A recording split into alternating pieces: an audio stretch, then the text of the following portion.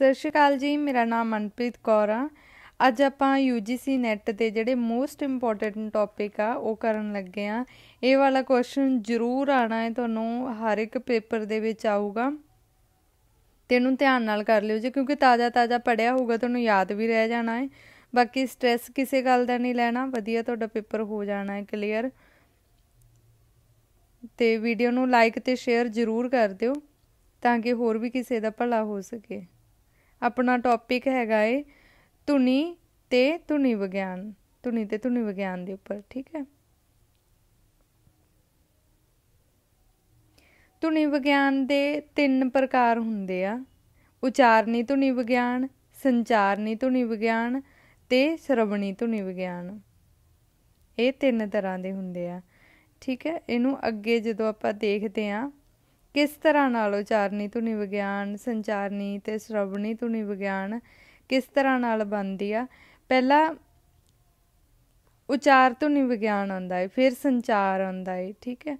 जिहड़ी हवा है मूँह पोल दे रस्ते जदों स्रोते दे कन्नां तक पहुँचदी आ तां इह तिन्ने प्रोसैस दे विच इह उचार, संचार ते श्रवणी धुनी विग्यान आ जांदा है। इस डायग्राम दे विच जदों आपां देखदे आ वक्ता आंदा है पहला, फिर हवा, फिर स्रोता, मूँह पोल धुनी लहर तो कन्न तक आवाज़ पहुँचती है। मूँह पोल तो धुनी लहर तो कन्न तक, जिन्हों डीकोड करके जो भी अगले ने कहा हुंदा उहदा मीनिंग पता कर लैंदा है। सब तो पहला जो आप उचार धुनी विग्यान देखते हैं, ये भी अगे 3 प्रकार की हुंदी आ। इहदे विच आ जांदा साह प्रणाली, धुनी प्रणाली ते उचार प्रणाली। साह प्रणाली, धुनी प्रणाली ते उचारण प्रणाली। फिर साह प्रणाली दे विच दियां भी टाइप्स हुंदियां। साह प्रणाली दे विच की आ जांदा है, फेफड़े, छाती दे पट्ठे, साह नली इहदे विच कार्यशील हुंदी आ, ठीक है। फेफड़े, छाती दे पट्ठे ते साह नली किस तरह नाल देखो डायग्राम दे विच किवें इह हो गए फेफड़े, इत्थों हवा आउंदी है ते मूँह पोल दे रस्ते अपने धुनियां नूं क्रिएट करदी है, ठीक है। इत्थे वक्ता हुंदा है जिहड़ा वक्ते दे कंन तक पहुँचदी है, उहनूं डीकोड करदा है। इहदे अगे जिहड़े अगले पार्ट्स आ उहनूं आपां अगले उहदे विच डायग्राम दे विच देखांगे। एक क्वेश्चन ये भी आउंदा हुंदा है जिहड़ा पौन धारा दे उपर आउंदा हुंदा, पौन धारा की हुंदी आ, है ना। इहदे विच की आ, जिहड़े फेफड़ियां दे विचों हवा जिहड़ी उत्पन्न हुंदी आ वो भाषाई धुनियां दे उचारण लई वरती जांदी है। इसे जिहड़ी पौन धारा नूं इसे प्रोसैस नूं पौन धारा कहा जांदा है। जिहड़ी फेफड़ियां द्वारा उत्पन्न वायु धारा जदों भाषाई धुनियां दे उचारण लई सहाई हुंदी है जां उचारण लई वरती जांदी आ ते इहनूं पौन धारा कहा जांदा है। जां जदों ये प्रोसैस पूरा चलदा है तो उहनूं पौन धारा विधि कहा जांदा है, ते जां फिर जिहड़ी ओह हवा निकलदी आ बाहर उहनूं पौन धारा ही कहा जांदा है। ते इहनूं भी 3 भागां दे विच वंडिया जांदा है, फेफड़ियां दी पौन धारा विधि, सुरयंत्री पौन धारा विधि ते कोमलतालवी पौन धारा विधि। फेफड़ियां दी पौन धारा विधि जदों फेफड़ियां दे विचों हवा आउंदी आ, जो भी प्रोसैस चलदा है, सुरयंत्री जिवें हा जदों रुक रुक के बोलदे आ, है ना, जां कोमलतालवी जिहड़े कोमल तालू दे थरू वरती जांदी आ, ओह कोमलतालवी। नैक्सट आंदा है धुनी प्रणाली, कंठ पठार, नातंत्रियां ते सघोष धुनियां। धुनी प्रणाली दे विच किहड़ियां की चीज़ां आ जांदियां है। कंठ पठार आ जांदा है, जिहड़ा जिन्हों आपां संघ ते पिछला हिस्सा कां दे कोले वाला जिहड़ा अपना गला है जिहड़ा अंदरला उहनूं कंठ पठार कहिंदे आ। जे अगे नातंत्रियां भी वोकल कॉर्ड्स कहने आ, जिन्हों आपां बोलन दे विच सहाई हुंदियां। सघोष धुनियां ये वायु धारा जदों संघर्ष करदी होई निकलदी, जदों आपां कोई धुनी उचारदे आ, व्यंजन उचारदे आ, तो जदों वायु धारा संघर्ष करदी हुई निकलदी उहनूं सघोष धुनियां कहा जांदा है। ते अगे आंदियां अघोष ते सुरयंत्री धुनियां, ठीक है। यह धुनी प्रणाली दियां टाइप्स आ। धुनी प्रणाली दियां टाइप्स किन्नियां है? 5 आ। कंठ पठार, ਨਾ ਤੰਤਰੀਆਂ, ਸੁਘੋਸ਼ ਧੁਨੀਆਂ, ਆਗੋਸ਼ ਧੁਨੀਆਂ ਅਤੇ ਸੁਰ ਧੁਨੀਆਂ। ਇਹ ਬਿਲਕੁਲ ਸੌਖੇ ਤਰੀਕੇ ਨਾਲ ਆ, ਬਿਲਕੁਲ ਸੌਖੇ ਕੁਐਸਚਨ। ਇਹਨੂੰ ਜ਼ਿਆਦਾ ਇਹ ਨਹੀਂ ਸੋਚਣਾ ਗਾ ਵੀ ਅਸੀਂ ਪਹਿਲਾਂ ਕਿਉਂ ਨਹੀਂ ਕੀਤੇ ਜਾਂ ਹੋਇਆ ਨਹੀਂ ਜਾਂ ਯਾਦ ਨਹੀਂ ਹੋਇਆ। ਇਹੋ ਜਿਹੀ ਕੋਈ ਗੱਲ ਨਹੀਂ ਆ। ਇਹ ਸਿੰਪਲੀ ਦੱਸ ਰਹੀ ਹਾਂ ਤਾਂ ਕੁਐਸਚਨ ਕਿਸ ਤਰ੍ਹਾਂ ਨਾਲ ਆਉਣਾ ਇਹ ਵੀ ਤੁਹਾਨੂੰ ਪਤਾ ਲੱਗ ਜੂਗਾ। ਸਿਰਫ ਇੰਨਾ ਆ ਸਕਦਾ ਸੁਘੋਸ਼ ਧੁਨੀਆਂ ਕੀ ਹੁੰਦੀਆਂ। ਜੇ ਇਹਦੇ ਵਿੱਚ ਕੁਐਸਚਨ ਆਵੇ ਸੁਘੋਸ਼ ਦੇ ਬਾਰੇ ਆਵੇ ਤਾਂ ਤੁਸੀਂ ਇਹ ਵੀ ਟਿਕ ਕਰਨਾ, ਜਿਵੇਂ ਵਾਯੂ ਧਾਰਾ ਜਦੋਂ ਸੰਘਰਸ਼ ਕਰਦੀ ਹੋਈ ਨਿਕਲਦੀ ਉਹ ਸੁਘੋਸ਼ ਆ, ਜਦੋਂ ਸੌਫਟਲੀ ਪਲੇਨ ਹੀ ਨਿਕਲਦੀ ਆ ਉਹ ਆਗੋਸ਼ ਆ। ਅਤੇ ਅੱਗੇ ਜਾ ਕੇ ਇਹਦੇ ਕਿਸਮਾਂ ਵੀ ਦੱਸ ਦੂੰਗੀ ਕਿਹੜੇ ਸੁਘੋਸ਼ ਧੁਨੀਆਂ ਹੁੰਦੀਆਂ ਅਤੇ ਕਿਹੜੀਆਂ ਆਗੋਸ਼। ਇਹ ਵਾਲੀ ਜਿਹੜੀ ਡਾਇਗਰਾਮ ਹੈ ਇਹਦੇ ਤੋਂ ਆਪਾਂ ਇਹਨੂੰ ਥੋੜ੍ਹਾ ਜਿਹਾ ਸਮਝਣ ਦੀ ਕੋਸ਼ਿਸ਼ ਕਰਾਂਗੇ।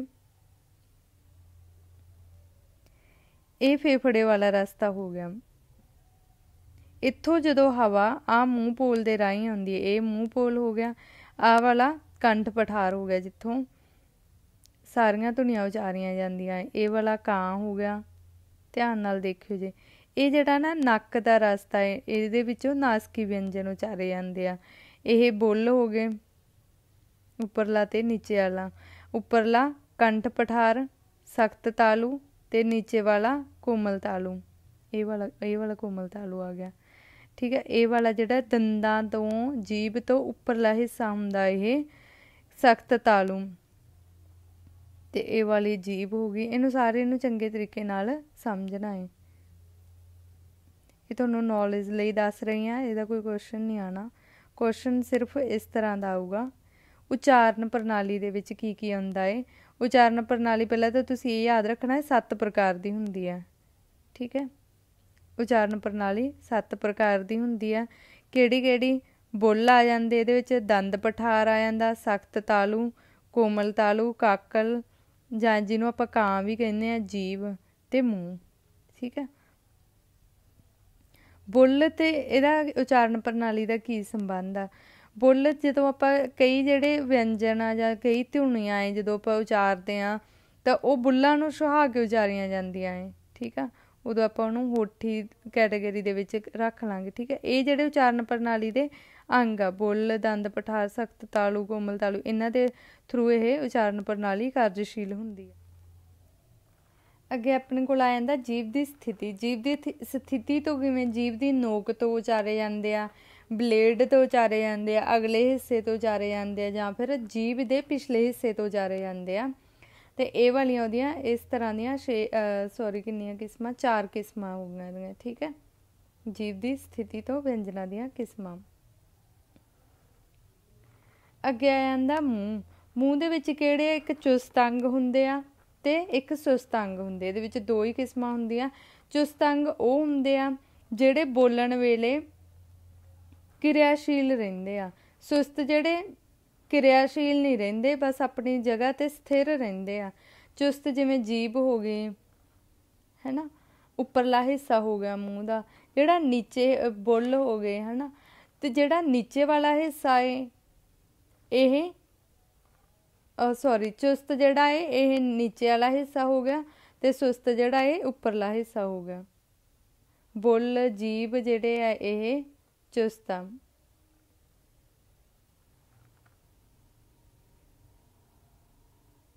ਬੁੱਲ, ਠੀਕ ਹੈ, ਇਹ ਚੁਸਤ ਹੋ ਗਏ। ਸੁਸਤ ਜਿਵੇਂ ਹੁਣ ਜਿਹੜਾ ਉੱਪਰਲਾ ਆਪਣਾ ਸਖਤ ਤਾਲੂ ਆ, ਸਖਤ ਤਾਲੂ ਤਾਂ ਉਵੇਂ ਰਹਿੰਦਾ ਨਾ, ਇਹ ਸੁਸਤ ਉਚਾਰਨ ਅੰਗ ਹੋ ਗਏ।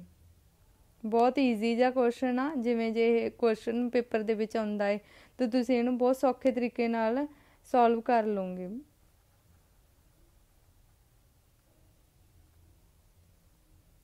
ਅੱਗੇ ਆਉਂਦਾ ਪੰਜਾਬੀ ਧੁਨੀ ਵਿਉਂਤ। ਧੁਨੀ ਵਿਉਂਤ ਨੂੰ ਫੋਨੋਲੋਜੀ ਵੀ ਕਿਹਾ ਜਾਂਦਾ ਹੈ ਅਤੇ ਇਹਦੀ ਡੈਫੀਨੇਸ਼ਨ ਹੈਗੀ ਆ, ਭਾਸ਼ਾ ਦੀ ਛੋਟੀ ਤੋਂ ਛੋਟੀ ਧੁਨਿਆਤਮਕ ਇਕਾਈ ਨੂੰ ਧੁਨੀਗ੍ਰਾਮ ਕਿਹਾ ਜਾਂਦਾ ਹੈ। ਭਾਸ਼ਾ ਦੀ ਜਿਹੜੀ ਛੋਟੀ ਤੋਂ ਛੋਟੀ ਧੁਨਿਆਤਮਕ ਇਕਾਈ ਆ ਉਹ ਧੁਨੀਗ੍ਰਾਮ ਕਹਾਉਂਦੀ ਹੈ, ਠੀਕ ਹੈ। ਅੱਗੇ ਇਹ ਵਾਲਾ ਕੁਐਸਚਨ ਵੀ ਆਇਆ ਸੀਗਾ, ਧੁਨੀ ਪਹਿਲਾਂ ਧੁਨੀ ਹੁੰਦੀ ਆ, ਫਿਰ ਧੁਨੀਗ੍ਰਾਮ ਆਉਂਦਾ ਹੈ, ਠੀਕ ਹੈ, ਫਿਰ ਸਹਿ ਧੁਨੀਗ੍ਰਾਮ ਆਉਂਦਾ ਹੈ। ਧੁਨੀ ਕੀ ਆ, ਇਹਨੂੰ ਫਨੀਮ ਕਿਹਾ ਜਾਂਦਾ ਹੈ, ਫੋਨ ਕਿਹਾ ਜਾਂਦਾ ਹੈ, ਧੁਨੀਗ੍ਰਾਮ ਨੂੰ ਫਨੀਮ, ਤੇ ਸਹਿ ਧੁਨੀ ਗ੍ਰਾਮ ਨੂੰ ਐਲੋਫੋਨ ਕਿਹਾ ਜਾਂਦਾ ਹੈ। ਧੁਨੀ ਭੌਤਿਕ ਸੱਚ ਆ, ਧੁਨੀ ਗ੍ਰਾਮ ਆਮੂਰਤ ਇਕਾਈ ਹੈ ਜਿਹੜੀ ਦਿਸਦੀ ਨਹੀਂ ਆ, ਤੇ ਸਹਿ ਧੁਨੀ ਗ੍ਰਾਮ ਇੱਕ ਪ੍ਰਕਾਰ ਦੀ ਇਕਾਈ ਹੈ ਜਾਂ ਇਹਨੂੰ ਫੰਕਸ਼ਨ ਵੀ ਕਿਹਾ ਜਾਂਦਾ ਹੈ। ਠੀਕ ਹੈ। ਧੁਨੀਆਂ ਦਾ ਵਰਗੀਕਰਨ, ਧੁਨੀਆਂ ਦਾ ਵਰਗੀਕਰਨ ਅਸੀਂ ਦੋ ਆਧਾਰਾਂ ਤੇ ਕਰਦੇ ਹਾਂ। ਬਣਤਰ ਦੇ ਆਧਾਰ ਤੇ ਜਦੋਂ ਆਪਾਂ ਕਰਦੇ ਹਾਂ, ਇਹਦੇ ਦੋ ਕਿਸਮਾਂ ਬਣਦੀਆਂ ਹੈ, ਖੰਡੀ ਧੁਨੀਆਂ ਤੇ ਆਖੰਡੀ ਧੁਨੀਆਂ।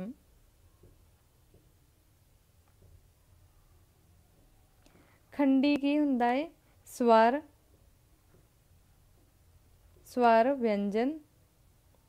ਵਿਅੰਜਨ ਤੇ ਅਰਧ ਸਵਰ ਖੰਡੀ ਧੁਨੀਆਂ ਹੈ ਜਿਨ੍ਹਾਂ ਨੂੰ ਖੰਡਿਤ ਕੀਤਾ ਜਾ ਸਕਦਾ ਹੈ, ਜਿਨ੍ਹਾਂ ਦੇ ਛੋਟੇ ਛੋਟੇ ਪਾਰਟਸ ਕੀਤੇ ਜਾ ਸਕਦੇ ਆ। ਤੇ ਆਖੰਡੀ ਧੁਨੀਆਂ ਜਿਨ੍ਹਾਂ ਦੇ ਪਾਰਟਸ ਨਹੀਂ ਕੀਤੇ ਜਾ ਸਕਦੇ, ਜਿਵੇਂ ਬਲ ਸੁਰ, ਨਾਸਿਕਤਾ, ਸੰਗਮ, ਵਾਕ ਸੁਰ। ਇੱਥੇ ਨਾਸਿਕਤਾ ਲਿਖਿਆ ਤੇ ਸੰਗਮ ਤੇ ਵਾਕ ਸੁਰ ਹੋ ਗਿਆ। ਠੀਕ ਹੈ। ਇਹਨਾਂ ਨੂੰ ਆਪਾਂ ਬਲ, ਸੁਰ, ਨਾਸਿਕਤਾ, ਸੰਗਮ, ਵਾਕ ਸੁਰ ਨੂੰ ਆਪਾਂ ਅਲੱਗ ਅਲੱਗ ਟੁਕੜਿਆਂ ਦੇ ਵਿੱਚ ਵੰਡ ਨਹੀਂ ਸਕਦੇ। ਸਵਰ ਨੂੰ, ਵਿਅੰਜਨ ਨੂੰ ਤੇ ਅਰਧ ਸਵਰ ਨੂੰ ਅਸੀਂ ਅਲੱਗ ਅਲੱਗ ਟੁਕੜਿਆਂ ਦੇ ਵਿੱਚ ਵੰਡ ਸਕਦੇ ਹਾਂ। ਖੰਡੀ ਧੁਨੀਆਂ ਕਿਹੜੀਆਂ ਕਿਹੜੀਆਂ ਹੁੰਦੀਆਂ ਹੈ? ਸਵਰ ਹੋ ਗਏ ਤੇ ਵਿਅੰਜਨ ਹੋ ਗਏ ਤੇ ਅਰਧ ਸਵਰ ਹੋ ਗਏ।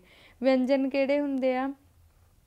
ਜਦੋਂ ਮੂੰਹ ਪੋਲ ਵਿੱਚੋਂ ਆਉਂਦੀ ਵਾਯੂ ਧਾਰਾ ਕਿਸੇ ਨਾ ਕਿਸੇ ਉਚਾਰਨ ਅੰਗ ਤੇ ਰੁਕ ਕੇ ਉਚਾਰੀ ਜਾਂਦੀ ਹੈ, ਉਹ ਵਿਅੰਜਨ ਹੁੰਦੇ ਆ। ਤੇ ਜਦੋਂ ਮੂੰਹ ਪੋਲ ਵਿੱਚ ਆਉਂਦੀ ਵਾਯੂ ਧਾਰਾ ਬੇਰੋਕ ਬਾਹਰ ਨਿਕਲਦੀ ਆ ਤਾਂ ਉਹਨੂੰ ਸਵਰ ਕਿਹਾ ਜਾਂਦਾ ਹੈ। ਸਵਰ ਕਿਹੜੇ ਕਿਹੜੇ ਹੁੰਦੇ ਆ? ਇਹਦੀ ਤਰਤੀਬ ਵੀ ਇਹ ਵੀ ਯਾਦ ਰੱਖ ਲਿਓ ਜੇ, ਇਹ ਵਾਲਾ ਕੁਐਸਚਨ ਵੀ ਕਈ ਵਾਰੀ ਆ ਜਾਂਦਾ ਹੁੰਦਾ। ਇਹਨੂੰ ਯਾਦ ਕਰਨ ਦਾ ਸੌਖਾ ਤਰੀਕਾ ਹੈਗਾ ਆੜਾ ਮੁਕਤਾ, ਆੜਾ ਕੰਨਾ, ਈੜੀ ਸਿਹਾਰੀ, ਈੜੀ ਬਿਹਾਰੀ, ਊੜੇ ਔਂਕੜ, ਊੜੇ ਤਲਿੰਕੜ, ਈੜੀ ਲਾਵਾਂ, ਈੜੇ ਲਾਵਾਂ, ਊੜੇ ਹੋੜਾ ਤੇ ਆੜੇ ਘਨੌੜਾ। ਇਹ ਮੈਂ ਤੁਹਾਨੂੰ ਤਰੀਕਾ ਦੱਸ ਰਹੀ ਹਾਂ ਵੀ ਕਿਸ ਤਰ੍ਹਾਂ ਨਾਲ ਇਹਨੂੰ ਯਾਦ ਕਰਨਾ ਹੈ। ਵੈਸੇ ਇਹਦਾ ਉਚਾਰਨ ਇਸ ਤਰ੍ਹਾਂ ਨਹੀਂ ਬਣੂਗਾ।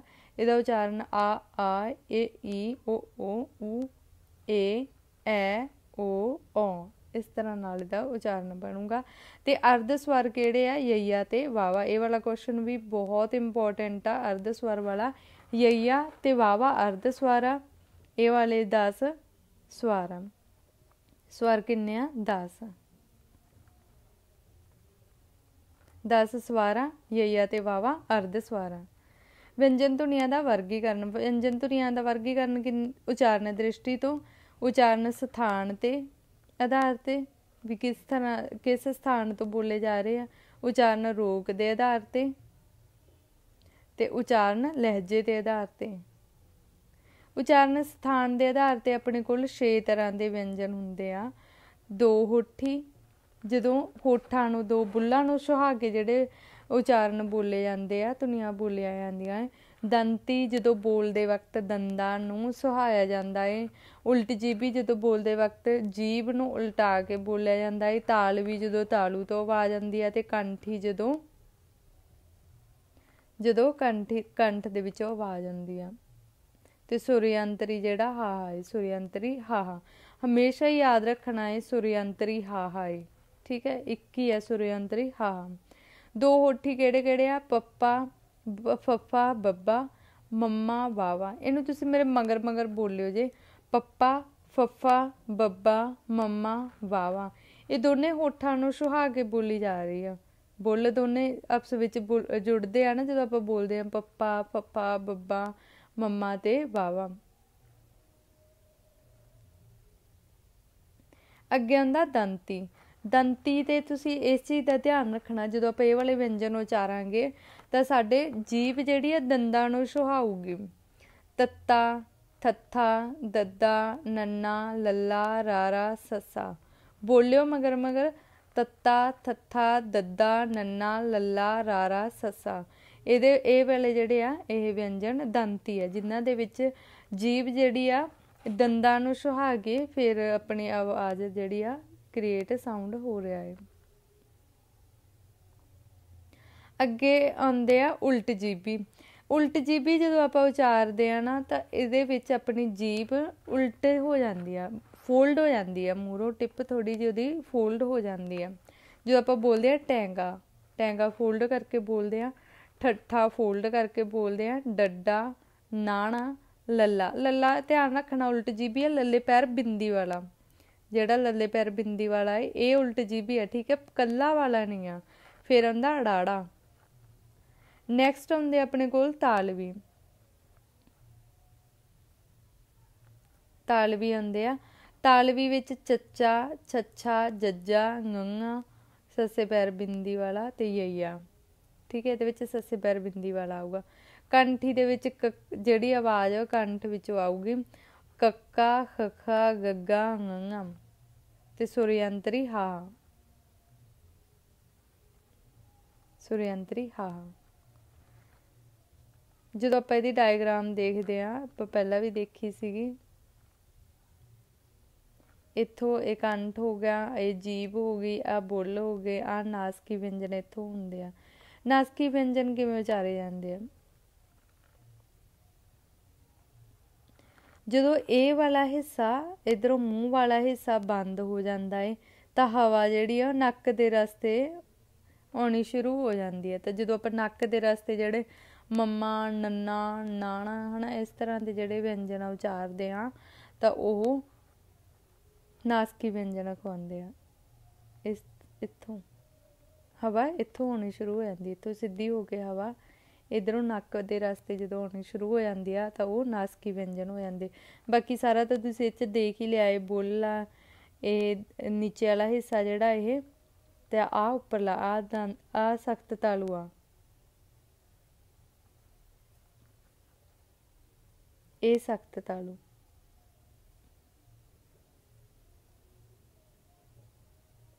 ਉੱਪਰਲਾ ਹਿੱਸਾ ਇਹ ਕਾਂ ਹੈ, ਕਾਕਲ ਜਿਹਨੂੰ ਬੋਲਦੇ ਆ।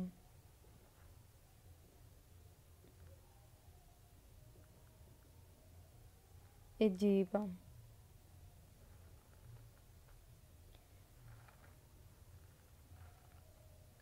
ਠੀਕ ਹੈ, ਇਹਨੂੰ ਬਸ ਚੰਗੇ ਤਰੀਕੇ ਨਾਲ ਦੇਖ ਲਓ, ਵੀਡੀਓ ਨੂੰ ਲਾਸਟ ਤੱਕ ਦੇਖਿਓ ਤਾਂ ਕਿ ਤੁਹਾਨੂੰ ਚੰਗੇ ਤਰੀਕੇ ਨਾਲ ਯਾਦ ਹੋ ਜਾਏ। ਲਾਸਟ ਤੱਕ ਬਹੁਤ ਸੋਹਣੇ ਕੁਐਸਚਨ ਆਉਣਗੇ ਜਿਹੜੇ ਤੁਹਾਨੂੰ ਪੇਪਰ ਦੇ ਵਿੱਚ ਆਉਣੇ ਹੁੰਦੇ ਹੀ, ਇਹ ਹਰ ਵਾਰੀ ਆਉਣੇ ਹੁੰਦੇ, ਇਸੇ ਟੌਪਿਕ ਦੇ ਵਿੱਚ ਕੁਐਸਚਨ ਪੁੱਛੇ ਜਾਂਦੇ ਆ। ਅਤੇ ਤੁਸੀਂ ਇਹਨੂੰ ਧਿਆਨ ਨਾਲ ਦੇਖ ਲੈਣਾ, ਯਾਦ ਵੀ ਹੋ ਜਾਣੇ ਆ, ਪੇਪਰ ਦੇ ਵਿੱਚ ਬੈਠ ਕੇ ਤੁਹਾਨੂੰ ਯਾਦ ਆ ਜਾਣੇ ਉਹਦੇ। ਅਗਲਾ ਹੁੰਦਾ ਰੋਕ ਦੇ ਆਧਾਰ 'ਤੇ। ਰੋਕ ਦੇ ਆਧਾਰ 'ਤੇ ਵੀ ਦੋ ਹੁੰਦੇ ਆ, ਡੱਕਵੇਂ ਅਤੇ ਆਡੱਕਵੇਂ। ਡੱਕਵੇਂ ਦੇ ਵਿੱਚ ਕੀ ਹੁੰਦਾ, ਜਦੋਂ ਵਾਯੂ ਧਾਰਾ ਫੇਫੜਿਆਂ ਦੇ ਵਿੱਚ ਜਦੋਂ ਹਵਾ ਆਉਂਦੀ ਆ ਤਾਂ ਉਹ ਪੂਰੀ ਤਰ੍ਹਾਂ ਰੋਕ ਕੇ ਛੱਡੀ ਜਾਂਦੀ ਹੈ। ਇੱਕ ਵਾਰੀ ਇੱਕ ਥਾਂ 'ਤੇ ਰੋਕ ਦਿੱਤੀ ਜਾਂਦੀ ਹੈ ਅਤੇ ਪੂਰੀ ਤਰ੍ਹਾਂ ਹੀ ਫਿਰ ਉਹਨੂੰ ਛੱਡ ਦਿੱਤਾ ਜਾਂਦਾ ਹੈ, ਅਤੇ ਉਹਨੂੰ ਕੀ ਕਿਹਾ ਜਾਂਦਾ, ਡੱਕਵੇਂ ਵਿਅੰਜਨ। ਠੀਕ ਹੈ, ਇਹ ਡੱਕਵੇਂ ਵਿਅੰਜਨ 15 ਹੁੰਦੇ ਆ। ਇਹਦੀ ਇੱਕ ਨਿਸ਼ਾਨੀ ਹੈ, ਜਿਹੜੇ ਪਹਿਲੇ 3 ਵਿਅੰਜਨ ਆ ਨਾ, ਜਦੋਂ ਆਪਾਂ ਬੋਲਦੇ ਹਾਂ ਪਹਿਲੇ 3 ਵਿਅੰਜਨ ਆ, ਜਿਵੇਂ ਕੱਕਾ, ਖੱਖਾ, ਗੱਗਾ, ਚੱਚਾ, ਚੱਛਾ, ਜੱਜਾ, ਟੈਂਗਾ, ਠੱਠਾ, ਡੱਡਾ, ਤੱਤਾ, ਥੱਥਾ, ਦੱਦਾ, ਠੀਕ ਹੈ, ਪੱਪਾ, ਫੱਫਾ, ਬੱਬਾ, ਇਹ ਜਿਹੜੇ ਆ 15 ਇਹ ਡੱਕਵੇਂ ਵਿਅੰਜਨ 15 ਨੇ, ਕੁੱਲ ਇਹ 15 ਹੈ। ਅਤੇ ਪਹਿਲੇ 3 ਡੱਕਵੇਂ ਦੇ ਵਿੱਚ ਯਾਦ ਰੱਖਣਾ, ਪਹਿਲੇ 3 ਜਿਹੜੇ ਆ ਉਹ ਡੱਕਵੇਂ ਵਿਅੰਜਨ ਆ, ਕੱਕਾ, ਕੱਖਾ, ਗੱਗਾ, ਚੱਚਾ, ਚੱਛਾ, ਜੱਜਾ, ਟੈਂਗਾ, ਠੱਠਾ, ਡੱਡਾ, ਤੱਤਾ, ਥੱਥਾ, ਦੱਦਾ ਅਤੇ ਪੱਪਾ, ਫੱਫਾ, ਬੱਬਾ, ਇਹ ਡੱਕਵੇਂ ਆ। ਬਾਕੀ ਜਿਹੜੇ ਆਡੱਕਵੇਂ ਆ ਇਹਦੇ ਵਿੱਚ ਵੀ ਕੋਈ ਕਨਫਿਊਜ਼ ਹੋਣ ਵਾਲੀ ਗੱਲ ਨਹੀਂ ਹੈਗੀ। ਆਡੱਕਵੇਂ ਜਿਹੜੇ 4 ਵਰਗ ਦੇ ਵਿੱਚ ਹੁੰਦੇ ਆ, ਨਾਸਕੀ, ਪਾਸ਼ਵਿਕ, ਟ੍ਰਿਲ ਜਾਂ ਫਲੈਪ ਤੇ ਸੰਘਰਸ਼ੀ।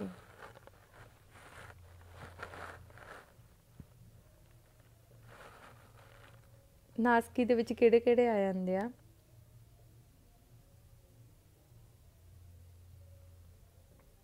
ਮੰਮਾ, ਨਾਣਾ, ਨੰਨਾ, ngੰਗਾ ਤੇ ਝੱਜਾ।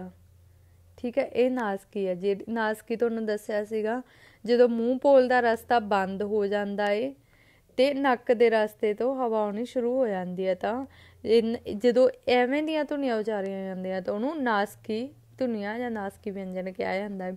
ਅੱਗੇ ਆਉਂਦਾ ਪਾਸ਼ਵਿਕ। ਪਾਸ਼ਵਿਕ ਦੇ ਵਿੱਚ ਜਦੋਂ ਤੁਸੀਂ ਬੋਲਦੇ ਆ ਲੱਲਾ ਦੇ ਜਦੋਂ ਬੋਲਦੇ ਆ ਤਾਂ ਜੀਭ ਦੇ ਦੋਨੋਂ ਹਿੱਸਿਆਂ ਦੇ ਵਿੱਚੋਂ ਹਵਾ ਪਾਸ ਹੁੰਦੀ ਆ, ਤਾਂ ਇਹ ਹੈਗਾ ਪਾਸ਼ਵਿਕ, ਹਵਾ ਦੋਨੇ ਹਿੱਸਿਆਂ ਦੇ ਵਿੱਚ ਦੀ ਨਿਕਲਦੀ ਆ।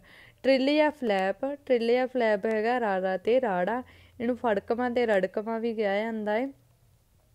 ਅੱਗੇ ਆਉਂਦਾ ਸੰਘਰਸ਼ੀ, ਜਦੋਂ ਹਵਾ ਸੰਘਰਸ਼ ਕਰਦੀ ਨਿਕਲਦੀ ਆ। ਸੱਸਾ ਜਾਂ ਹਾਹਾ। ਸੱਸਾ, ਸੱਸੇ ਪੈਰ ਬਿੰਦੀ ਤੇ ਹਾਹਾ, ਇਹ ਸੰਘਰਸ਼ੀ ਆ। ਨਾਸਕੀ ਕਿਹੜੇ ਆ? ਮੰਮਾ, ਨਾਣਾ, ਨੰਨਾ, ngੰਗਾ ਤੇ ਝੱਜਾ। ਪਾਸਵਿਕ ਲੱਲਾ ਤੇ ਲੱਲੇ ਪੈਰ ਬਿੰਦੀ। ਟ੍ਰਿਲਿਆ, ਫਲੈਪ, ਰਾਰਾ ਤੇ ਰਾੜਾ। ਸੰਘਰਸ਼ੀ ਸੱਸਾ, ਸੱਸੇ ਪੈਰ ਬਿੰਦੀ ਵਾਲਾ ਤੇ ਹਾਹਾ। ਤੁਹਾਨੂੰ ਯਾਦ ਰਹਿ ਜਾਣੇ ਆ, ਤੁਸੀਂ ਇਹਨੂੰ ਧਿਆਨ ਨਾਲ ਵੀਡੀਓ ਨੂੰ ਦੇਖ ਲਓ, ਇਹ ਤੁਹਾਨੂੰ ਚੰਗੇ ਤਰੀਕੇ ਨਾਲ ਯਾਦ ਰਹਿ ਜਾਣੇ। ਪੇਪਰ ਦੇ ਵਿੱਚ ਉਦੋਂ ਹੀ ਬੈਠੇ ਬੈਠੇ ਤੁਹਾਨੂੰ ਯਾਦ ਆ ਜਾਣਾ ਵੀ ਹਾਂ ਜਿਹੜਾ ਸੱਸਾ ਏ, ਜਿਹੜਾ ਹਾਹਾ ਏ, ਇਹ ਸੰਘਰਸ਼ੀ ਆ। ਤੇ ਰਾਰਾ ਤੇ ਰਾੜਾ ਜਿਹੜੇ ਇਹ ਟ੍ਰਿਲਿਆ, ਫਲੈਪ ਆ, ਜਾਂ ਇਹਨੂੰ ਫੜਕਵਾਂ ਤੇ ਰੜਕਵਾਂ ਵੀ ਕਿਹਾ ਜਾਂਦਾ। ਲੱਲਾ ਤੇ ਲੱਲੇ ਪੈਰ ਬਿੰਦੀ ਇਹ ਪਾਸ਼ਵਿਕਾ। ਮੰਮਾ, ਨਾਣਾ, ਨੰਨਾ, ngੰਗਾ, ਝੱਜਾ ਨਾਸਕੀ ਆ। ਅੱਗੇ ਆਉਂਦਾ ਉਚਾਰਨ ਲਹਿਜਾ।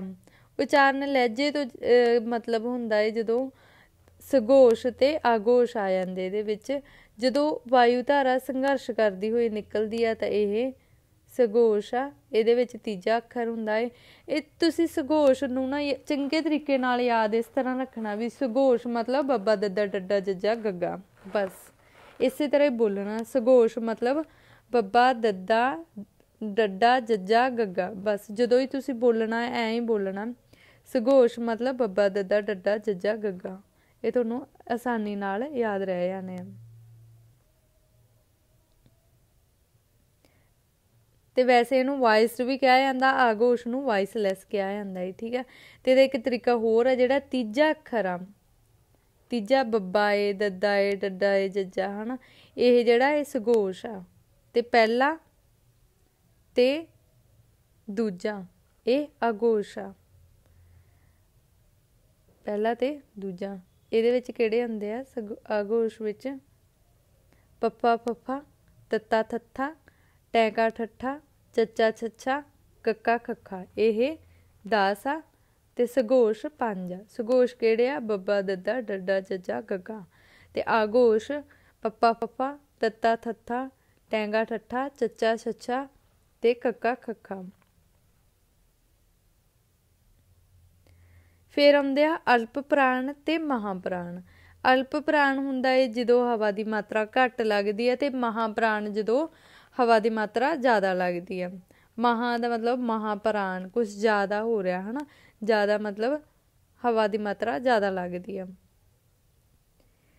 ਅਲਪ ਪ੍ਰਾਣ ਕਿਹੜੇ ਆ? ਪੱਪਾ, ਬੱਬਾ, ਤੱਤਾ ਤੇ ਦੱਦਾ, ਟੈਂਕਾ, ਡੱਡਾ, ਚੱਚਾ, ਜੱਜਾ, ਕੱਕਾ, ਗੱਗਾ। ਇੱਕ ਇੱਕ ਛੱਡ ਕੇ ਪਹਿਲਾ ਤੇ ਤੀਜਾ ਅਲਪ ਪ੍ਰਾਣ ਆ, ਠੀਕ ਆ। ਤੇ ਦੂਜਾ ਜਿਹੜਾ ਏ ਇਹ ਮਹਾਂਪ੍ਰਾਣ। ਮਹਾਂਪ੍ਰਾਣ ਬਹੁਤ ਈਜ਼ੀ ਹੈ ਇਹਨੂੰ ਯਾਦ ਰੱਖਣਾ। ਖੱਖਾ, ਛੱਛਾ, ਠੱਠਾ, ਥੱਥਾ, ਫੱਫਾ। ਜਿਹੜਾ ਦੂਜਾ ਅੱਖਰ ਆ ਇਹ ਮਹਾਂਪ੍ਰਾਣ ਆ।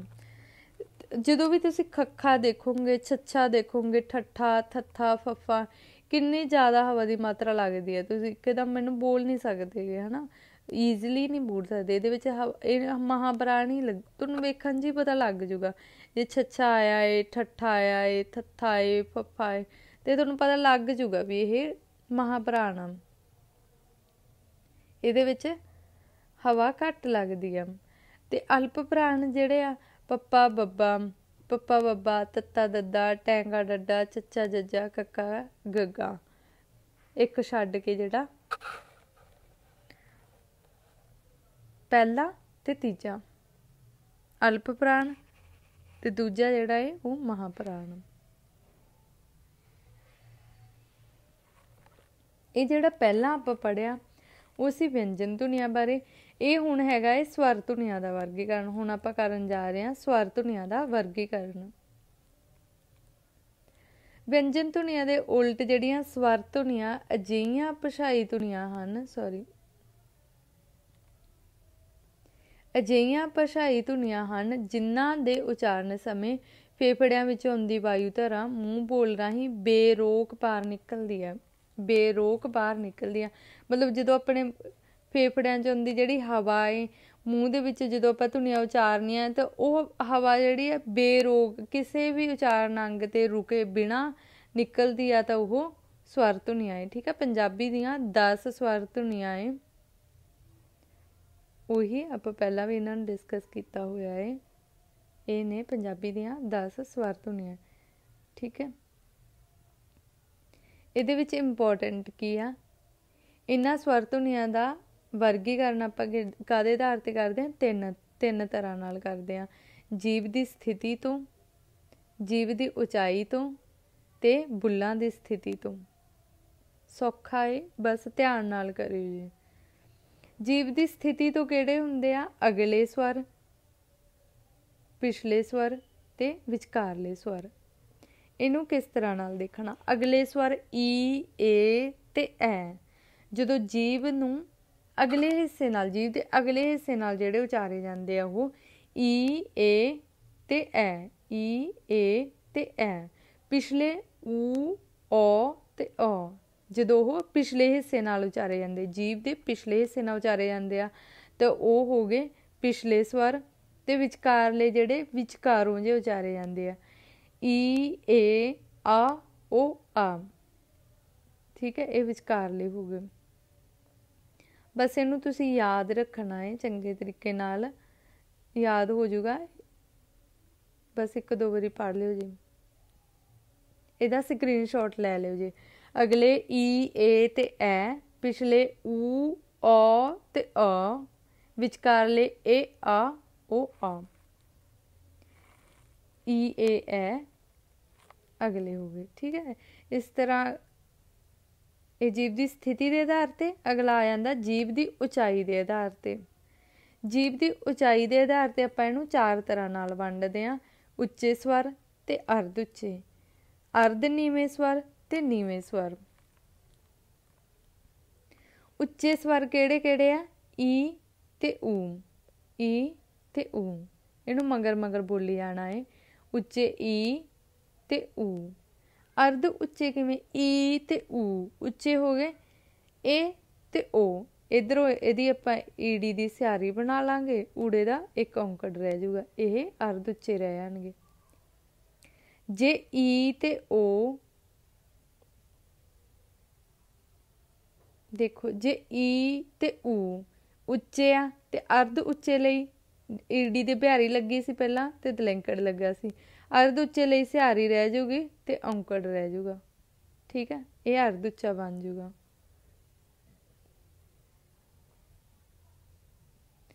ਫਿਰ ਆਂਦਾ ਹੈ ਅਰਧ ਨੀਵੇਂ ਸਵਰ, ਏ, ਆ ਤੇ ਓ।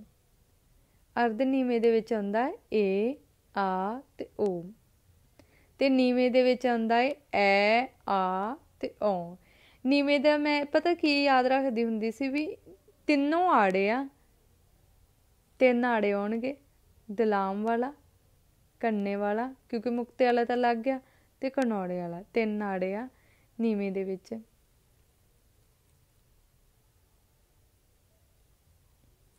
ਤੇ ਅਰਧ ਨੀਵੇਂ ਦਾ ਅਸੀਂ ਇਹ ਯਾਦ ਰੱਖਦੇ ਹੁੰਦੇ ਸੀਗੇ ਐਮਏ ਦੇ ਵਿੱਚ, ਏ, ਆ, ਓ, ਤੁਸ਼ਾਰ ਕਪੂਰ ਵਾਲਾ ਏ, ਆ, ਓ ਕਰਦਾ ਹੁੰਦਾ ਸੀ ਨਾ, ਉਹ ਵਾਲਾ ਆ ਜਾਊਗਾ, ਏ, ਆ ਤੇ ਓ ਅਰਧ ਨੀਵੇਂ। ਇਹ ਤੁਹਾਨੂੰ ਕਦੇ ਵੀ ਭੁੱਲਣਾ ਨਹੀਂ ਚਾਹੀਦਾ, ਅਰਧ ਨੀਵੇਂ ਵਾਲਾ ਏ, ਆ ਤੇ ਓ ਅਰਧ ਨੀਵਾਂ ਹੈ।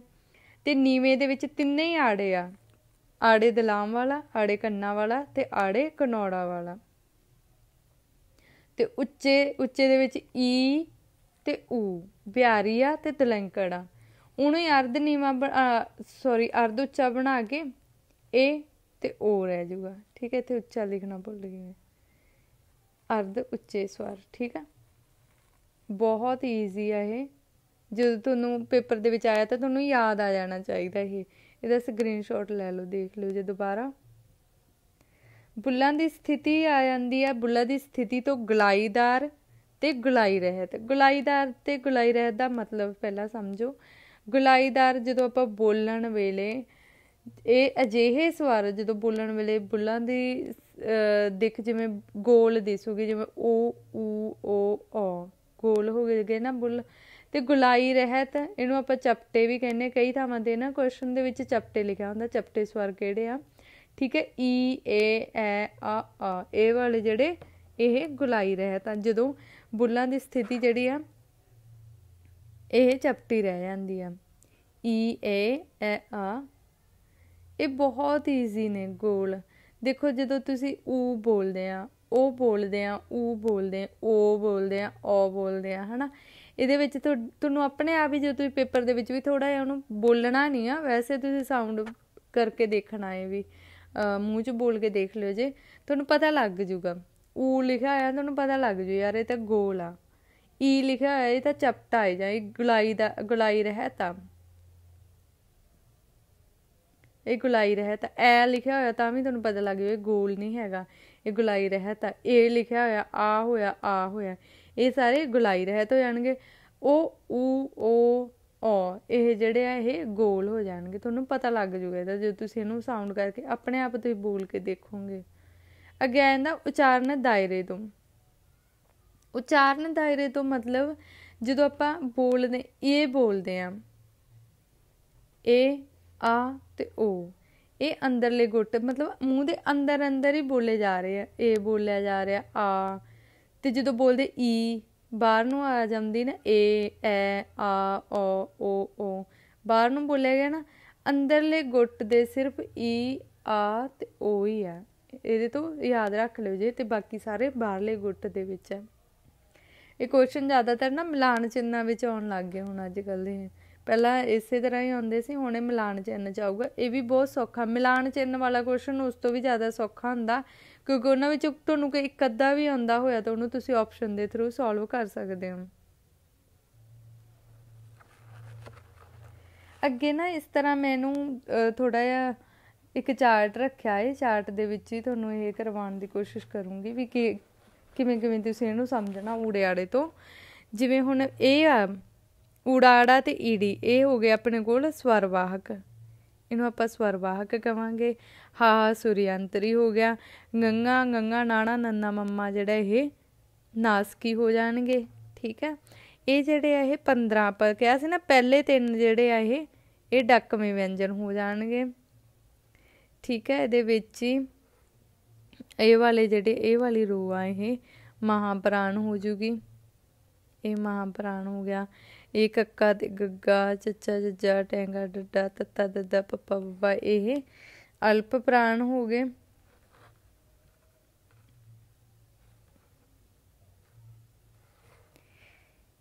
ਇਹ ਵਾਲੀ ਨਾ ਜਿਹੜੀ ਬੱਬਾ ਦੱਦਾ ਡੱਡਾ ਜੱਜਾ ਗੱਗਾ ਵਾਲੀ ਲਾਈਨ ਆਪਾਂ ਪਹਿਲਾਂ ਵੀ ਬੋਲੀ ਸੀ, ਇਹ ਸਗੋਸ਼ ਹੋ ਗਏ। ਸਗੋਸ਼ ਬੱਬਾ ਦੱਦਾ ਡੱਡਾ ਜੱਜਾ ਗੱਗਾ ਸਗੋਸ਼, ਤੇ ਦੂਜੇ ਹੋਏ ਆਗੋਸ਼। ਇਹਦੇ ਨਾਲ ਹੀ ਆਪਾਂ ਨਾ ਥੋੜ੍ਹੀਆਂ ਜਿਹੀਆਂ ਬੁੱਕਸ ਵੀ ਰੱਖੀਆਂ ਏ, ਇਹ ਵਾਲੇ ਬੁੱਕਸ ਵਾਲੇ ਕੁਐਸਚਨ ਵੀ ਆਉਂਦੇ ਆ, ਤੇ ਇਹ ਵੀ ਥੋੜ੍ਹਾ ਜਿਹਾ ਯਾਦ ਰੱਖਿਓ ਜੇ ਇਹ ਵਾਲੇ ਕੁਐਸਚਨ ਵੀ, ਤਾਂ ਕਿ ਤੁਹਾਨੂੰ ਇਹ ਵੀ ਪੇਪਰ ਦੇ ਵਿੱਚ ਸੋਲਵ ਕਰਨਾ ਸੌਖਾ ਹੋ ਜੇ। ਇੰਪੋਰਟੈਂਟ ਬੁੱਕਸ ਨੇ, ਇਹਦੇ ਵਿੱਚੋਂ ਕੁਐਸਚਨ ਤੁਹਾਨੂੰ ਆਉਣਾ ਹੀ ਆਉਣਾ, ਇਹਨੂੰ ਬਿਲਕੁਲ ਵੀ ਸਕਿਪ ਨਾ ਕਰਿਓ, ਤੇ ਵੀਡੀਓ ਨੂੰ ਸ਼ੇਅਰ ਜ਼ਰੂਰ ਕਰਦੇ ਰਹੋ ਤਾਂ ਕਿ ਤੁਹਾਨੂੰ ਕਿਸੇ ਨਾ ਕਿਸੇ ਨੂੰ ਤਾਂ ਫਾਇਦਾ ਹੋ ਜੇ। ਇਹ ਮੈਂ ਵੀਡੀਓ ਕੱਲ੍ਹ ਦੀ ਕਰ ਰਹੀ ਹਾਂ ਤਿਆਰ, ਟਾਈਪ ਕਰ ਰਹੀ ਹਾਂ, ਕੁਝ ਕੁ ਮੇਰੇ ਹੋਰ ਵੀ ਕੰਮ ਸੀ, ਰੁਝੇਵੇਂ ਸੀ, ਤਾਂ ਕਰਕੇ ਵੀਡੀਓ ਲੇਟ ਹੋ ਗਈ। ਪਰ ਇਹ ਟਾਈਮ 'ਤੇ ਯਾਦ ਕਰਨ ਵਾਲੇ ਟੌਪਿਕਸ ਹੁੰਦੇ ਆ। ਪਹਿਲਾਂ ਆਉਂਦੇ ਆ ਪ੍ਰੇਮ ਪ੍ਰਕਾਸ਼ ਦੀਆਂ ਬੁੱਕਸ ਨੇ, ਇੰਪੋਰਟੈਂਟ ਬੁੱਕਸ ਨੇ ਜਿਹੜੀਆਂ। ਸਿਧਾਂਤਕ ਭਾਸ਼ਾ ਵਿਗਿਆਨ ਬਹੁਤ ਇੰਪੋਰਟੈਂਟ ਪੁਸਤਕ ਹੈ ਇਹ ਇਹਨਾਂ ਦੀ, ਇਹ ਪੇਪਰ ਦੇ ਵਿੱਚ ਵੀ ਆਉਣੀ ਹੁੰਦੀ ਆ। ਅੱਗੇ ਆਉਂਦਾ ਪ੍ਰੇਮ ਪ੍ਰਕਾਸ਼ ਦੀ ਪੰਜਾਬੀ ਭਾਸ਼ਾ ਦਾ ਸਰੋਤ ਤੇ ਬਣਤਰ। ਹੁਣ ਇਹ ਯਾਦ ਰੱਖਣਾ ਹੈ, ਜਿਹੜੀ ਸਰੋਤ ਪੰਜਾਬੀ ਭਾਸ਼ਾ ਦਾ ਸਰੋਤ ਤੇ ਬਣਤਰ ਹੈ, ਇਹ ਪ੍ਰੇਮ ਪ੍ਰਕਾਸ਼ ਦੀ ਆ। ਰੂਪ ਵਿਗਿਆਨ ਤੇ ਪੰਜਾਬੀ ਸ਼ਬਦ ਰਚਨਾ ਪ੍ਰੇਮ ਪ੍ਰਕਾਸ਼। ਪੰਜਾਬੀ ਬੋਲੀ ਦਾ ਨਿਕਾਸ ਤੇ ਵਿਕਾਸ ਪ੍ਰੇਮ ਪ੍ਰਕਾਸ਼। ਪੰਜਾਬੀ ਭਾਸ਼ਾ ਦਾ ਜਨਮ ਤੇ ਵਿਕਾਸ, ਇੱਥੇ ਇਹ ਲਿਖਿਆ ਹੋਇਆ ਪੰਜਾਬੀ ਭਾਸ਼ਾ ਦਾ ਜਨਮ ਤੇ ਵਿਕਾਸ, ਇਹ ਪ੍ਰੇਮ ਪ੍ਰਕਾਸ਼ ਦੀ ਆ। ਅਗਲਾ ਰਾਈਟਰ ਆਉਂਦਾ ਏ ਜੋਗਿੰਦਰ ਸਿੰਘ ਪੁਆਰ। ਜੋਗਿੰਦਰ ਸਿੰਘ ਪੁਆਰ ਦੀ ਹੈਗੀ ਆ ਭਾਸ਼ਾ ਵਿਗਿਆਨ ਸੰਕਲਪ ਤੇ ਦਿਸ਼ਾਵਾਂ। ਇਹਨੂੰ ਨਾ ਕੋਰਿਲੇਟ ਕਰਕੇ ਜਿਵੇਂ ਯਾਦ ਕਰਦੇ ਹੁੰਦੇ ਆ ਨਾ, ਇਸ ਤਰ੍ਹਾਂ ਨਾਲ ਵੀ ਤੁਸੀਂ ਯਾਦ ਰੱਖ ਸਕਦੇ ਆ। ਵੀ ਮੰਨ ਲਓ ਕਿਸੇ ਦਾ ਨਾਮ ਜੋਗਿੰਦਰ ਸਿੰਘ ਆ, ਉਹਨੇ ਭਾਸ਼ਾ ਵਿਗਿਆਨ ਸੰਕਲਪ ਤੇ ਦਿਸ਼ਾਵਾਂ ਲਿਖੀਆਂ ਹੈ ਨਾ, ਇਹ ਵਾਲੀ। ਥਾਰਾ ਬਾਈ ਜੋਗਿੰਦਰ ਤਾਂ ਲਿਖ ਨਹੀਂ ਸਕਦਾ, ਤੁਸੀਂ ਆਪਦੇ ਕਿਸੇ ਰਿਲੇਟਿਵ ਨਾਲ ਕੋਰਿਲੇਟ ਕਰ ਲਿਓ। ਭਾਸ਼ਾ ਵਿਗਿਆਨ ਸੰਕਲਪ ਤੇ ਦਿਸ਼ਾਵਾਂ। ਅੱਗੇ ਆਉਂਦੇ ਆ ਦੁਨੀ ਚੰਦਰ, ਇਹ ਬਹੁਤ ਇੰਪੋਰਟੈਂਟ ਆ। ਦੁਨੀ ਚੰਦਰ ਦੀਆਂ ਬੁੱਕਸ ਨੂੰ ਧਿਆਨ ਨਾਲ ਦੇਖ ਲਓ।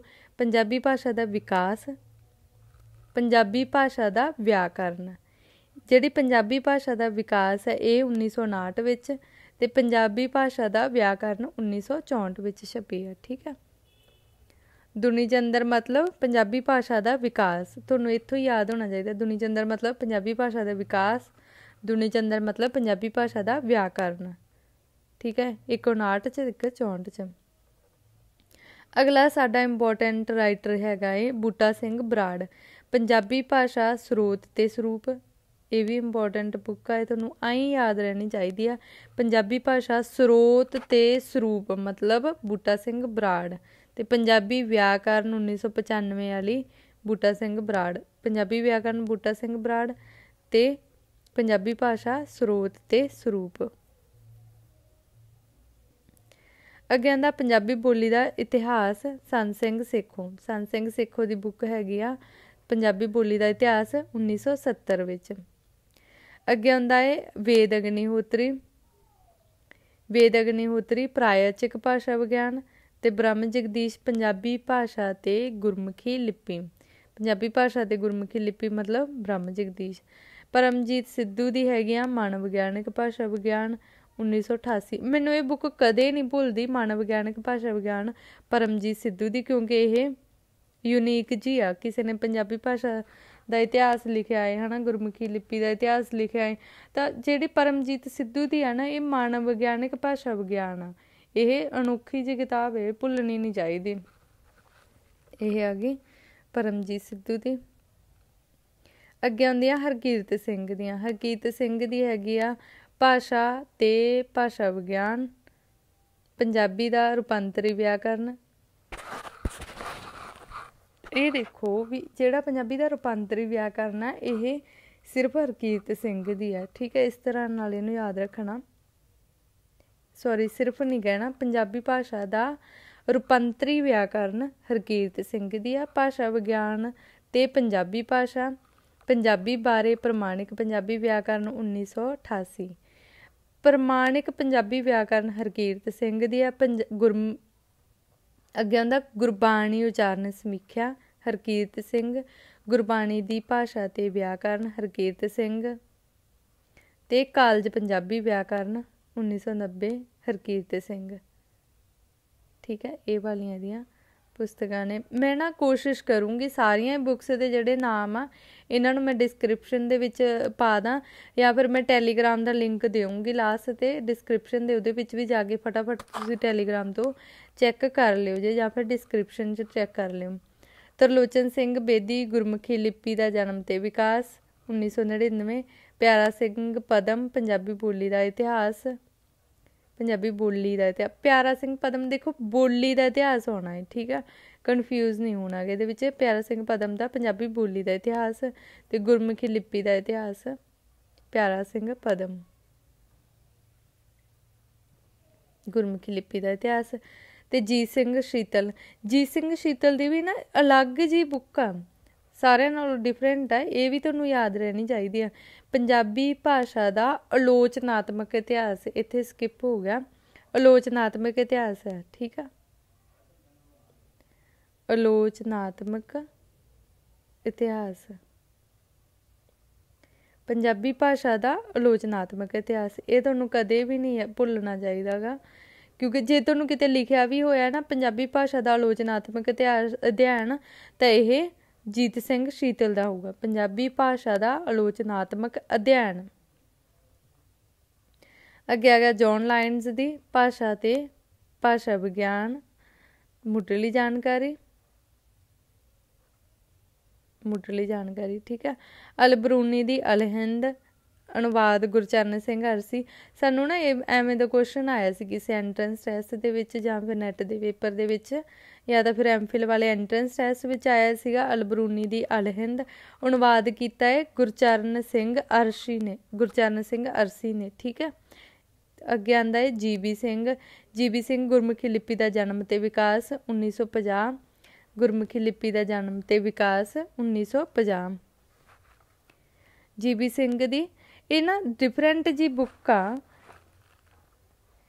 ਗੁਰਮੁਖੀ ਲਿਪੀ ਦਾ ਜਨਮ ਤੇ ਵਿਕਾਸ। ਅੱਗੇ ਆਉਂਦਾ ਗੁਰਮੁਖੀ ਲਿਪੀ ਦਾ ਜਨਮ ਤੇ ਵਿਕਾਸ ਪ੍ਰੋਫੈਸਰ ਸਾਹਿਬ ਸਿੰਘ। ਇਹ ਦੋਨਾਂ ਦੀ ਆ। ਜੇ 1950 ਵਾਲੀ ਆਈ ਤਾਂ GB ਸਿੰਘ ਦੀ ਆ, ਤੇ ਜੇ ਕੱਲੀ ਆਉਂਦੀ ਆ ਜਾਂ ਇਹ ਮਤਲਬ ਤੁਸੀਂ ਦੇਖ ਲਓ, ਜੇ ਕਈ ਵਾਰੀ ਨਾ ਇਹ ਆਉਂਦੀ ਹੁੰਦੀ ਆ ਉਹਦੇ ਵਿੱਚ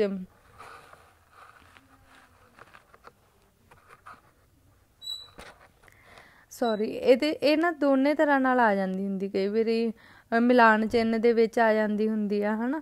ਪਰ ਤੁਸੀਂ ਯਾਦ ਰੱਖਣਾ GB ਸਿੰਘ ਦੀ ਵੀ ਗੁਰਮੁਖੀ ਲਿਪੀ ਦਾ ਜਨਮ ਤੇ ਵਿਕਾਸ ਆ, ਤੇ ਸਾਹਿਬ ਸਿੰਘ ਪ੍ਰੋਫੈਸਰ ਸਾਹਿਬ ਸਿੰਘ ਦੀ ਵੀ ਗੁਰਮੁਖੀ ਲਿਪੀ ਦਾ ਜਨਮ ਤੇ ਵਿਕਾਸ ਆ। ਠੀਕ ਆ। ਅੱਗੇ ਆਉਂਦਾ ਐਨਾਲ ਹੱਕ ਫਰੀਦਕੋਟੀ, ਜ਼ੁਬਾਨ ਕੀ ਕਦੀਮ ਤਾਰੀਫ ਉਰਦੂ। ਠੀਕ ਆ, 1972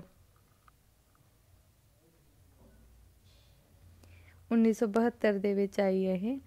GA ਗ੍ਰੀਅਰਸਨ, ਭਾਰਤ ਕਾ ਭਾਸ਼ਾ ਸਰਵੇਖਣ, ਅਨੁਵਾਦ ਕੀਤਾ ਹੈ ਉਦੈ ਨਾਰਾਇਣ ਨੇ। ਇਹ ਵੀ ਯਾਦ ਰੱਖਣਾ ਹੁੰਦਾ ਵੀ ਅਨੁਵਾਦ ਕਿਹਨੇ ਕੀਤਾ, ਉਦੈ ਨਾਰਾਇਣ ਨੇ। ਠੀਕ ਆ। ਪਾਣਨੀ ਦਾ ਅਸ਼ਟਾਧਿਆਏ, ਇਹ ਸੰਸਕ੍ਰਿਤ ਦੇ ਵਿੱਚ ਆ। ਪਾਣਨੀ ਦਾ ਅਸ਼ਟਾਧਿਆਏ।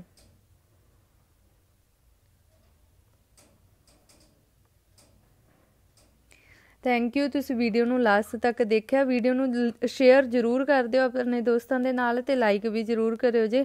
ਇਹ ਕੁਐਸਚਨਸ ਆ ਜਿਹੜੇ ਤੁਹਾਨੂੰ ਬਹੁਤ ਜ਼ਿਆਦਾ ਸਹਾਈ ਰਹਿਣਗੇ ਤੁਹਾਡੇ ਪੇਪਰ ਦੇ ਲਈ। ਅਤੇ ਆਲ ਦਾ ਬੈਸਟ ਸਭ ਨੂੰ, ਸਾਰੇ ਵਧੀਆ ਕਰਕੇ ਆਇਓ।